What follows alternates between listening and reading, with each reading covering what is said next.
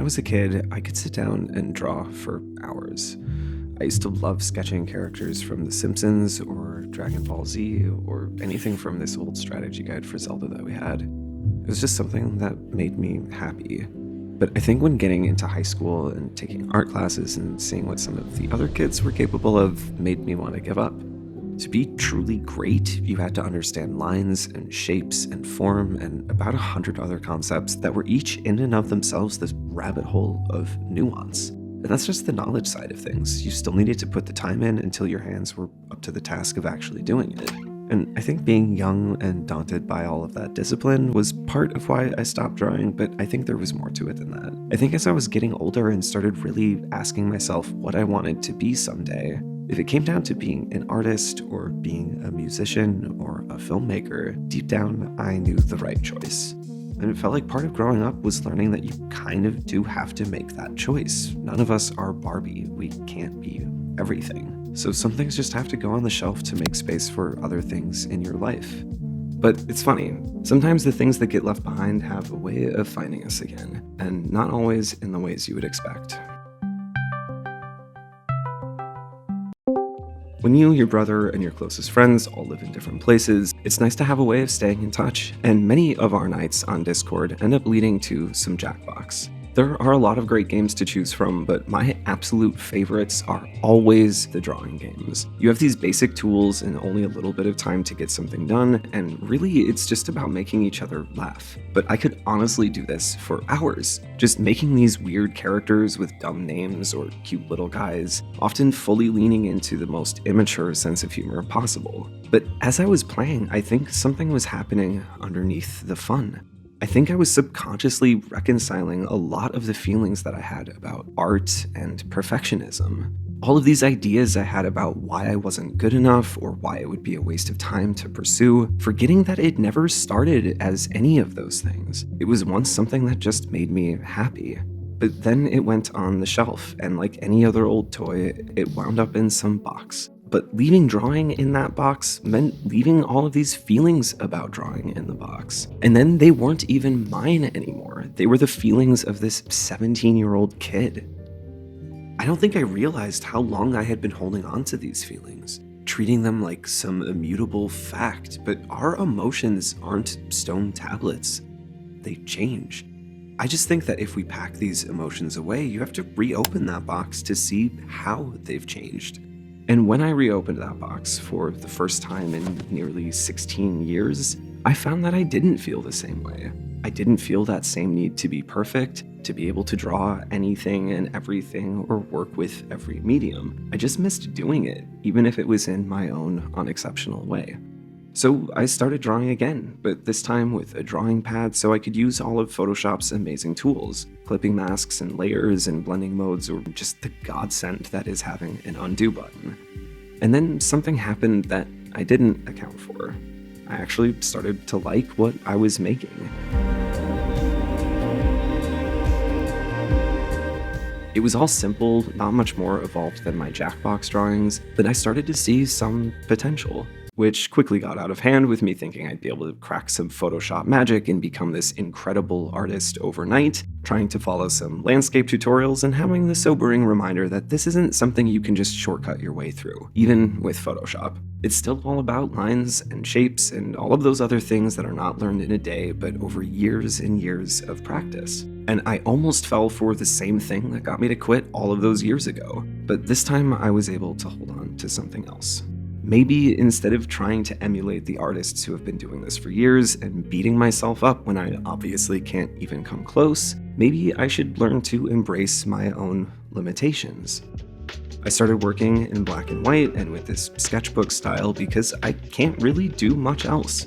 Color is hard, realism is impossible for me, but the more that I embraced these shortcomings, the more I felt like I was finding my own style. And the more that I kept at it, the more that I felt like I was improving. Maybe they're not good enough for magazines or museums, but I liked them, and maybe that's all it ever had to be. And then the thought occurred to me, what if I could use these for videos? What would that even look like? But I think I've been starting to remember what it felt like in the beginning, when drawing was something I loved and it didn't need to be any more than that. before all of these old feelings got stuck in a box. And it got me thinking about all of the other boxes I've stowed away that might need some checking on.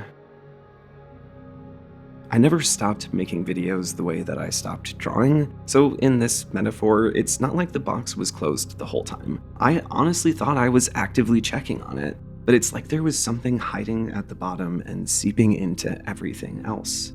This video essay identity that I started a decade ago, molded and shaped over time by the success and the failure, on a changing platform in an oversaturated genre, on top of money woes and mental health struggles, that all culminated in 2020 when, feeling desperate for some change, I decided to drop the name I had spent years building and started using my own name instead. Because I wanted to reinvent myself, and I guess I thought by changing the name it would naturally lead to a change in content, but then I just wound up making the same videos I had always made. And the more that time went on, the more I questioned my place in all of it. If YouTube was even the right platform for me, let alone where I stood as a video essayist. So I felt like maybe it was time to step away for a little while and do some soul searching.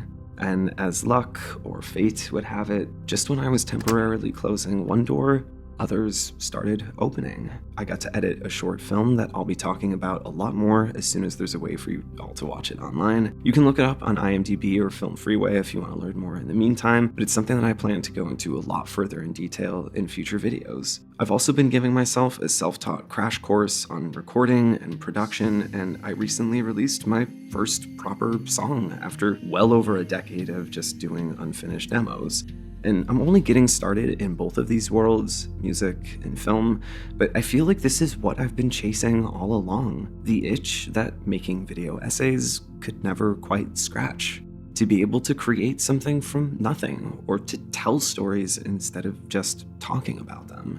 Which brought me back here, to this box that I made in 2014. The flimsy piece of cardboard that held all of my hopes and dreams. But I can still remember back all of those years ago, when this video essay identity was just like any of the other versions of myself that I dreamed up. Pure optimism and creativity that festered for too long in the presence of something else.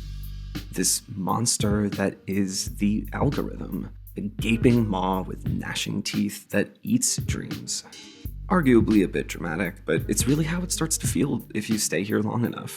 I would need an entire separate video to discuss everything wrong with the algorithm and why it's so awful for everyone on this platform, but to summarize using footage from a video I made a few years ago, basically it's all a numbers game, and the more videos you post, the better your chances are of making money and growing a successful channel. It's this unknowable thing that decides whether we live or die on this platform, and because it's always hungry and always wants content faster and faster, eventually I think most of us wind up doing the same thing. We make up these boxes with their own little labels, and as soon as we find one that the algorithm responds to, we keep churning out those kinds of videos. It turns everyone into an assembly line. We feed it with content, and the more clicks or watch time we're able to generate, the more views the algorithm will give us. Which is great if you're trying to automate a digital factory or something, but it becomes a struggle for anyone who's trying to make something meaningful. And I really had to ask myself if this struggle was worth it anymore. Was this dream something I even still wanted, or did I just get so locked into this path that I stopped seeing anything else?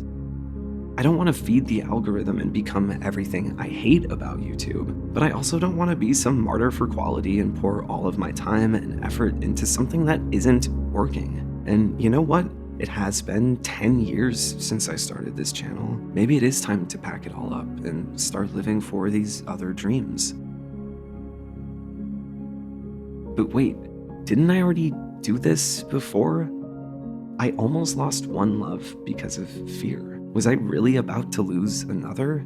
It took confronting these ideas about being perfect, deconstructing expectations, or my feelings about why something was worth doing, and realizing that simply enjoying something is reason enough. And God, when did I lose sight of that on YouTube? Well, it turns out it's a lot harder to have fun when something becomes your means of survival. And to break the fourth wall a little bit here, I've been thinking about a lot of this for years. The assembly line and the algorithm and the video essay identity. Hell, that's what this whole video was all about. How my channel grew and then fell apart, and all of the things I had hoped to change in the future. And this was all from over 2 years ago. But I think even then, I was still stuck. Like the dog that had gotten used to the electric fence. I was afraid to stray too far from my comfort zone. But getting to work on a movie, getting to make music, and getting back into this old hobby of drawing again have all helped me realize something important. That even underneath all of the money struggles and this toxic relationship with the algorithm, which were both totally valid things, the real problem was still me. Because there are the kinds of people who can find that one thing that they love more than anything else, that one passion that they can give everything to. But I'm not that kind of person, and I don't think I was ever meant to do any one thing.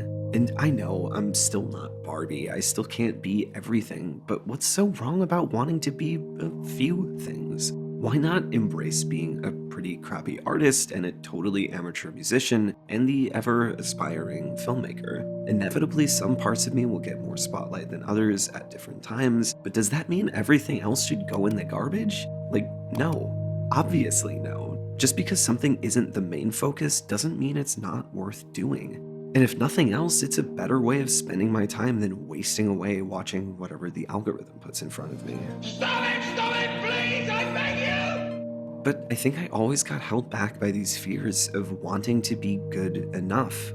And I feel like I need the constant reminder that this is a fundamentally flawed way of thinking. Because no matter what you make, there will be people who love it, some who will hate it, and a whole lot of people who don't even know it exists. So I think an important part of being creative is learning to let go of that idea altogether and just do whatever interests you. And you never know.